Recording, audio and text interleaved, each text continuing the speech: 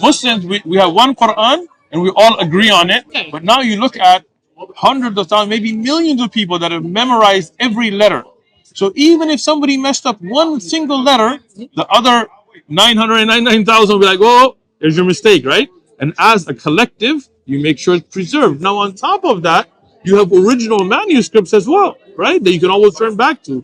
Uthman ibn Affan, he standardized those manuscripts and sent them out.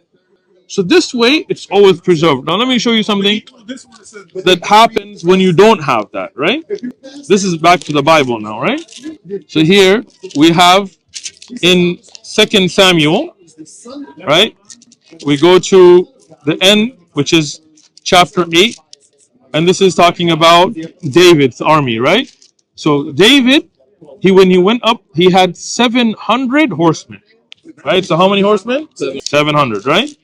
In the same Bible, if we continue in First Chronicles, David took from him 1,000 chariots and 7,000 horsemen. You see,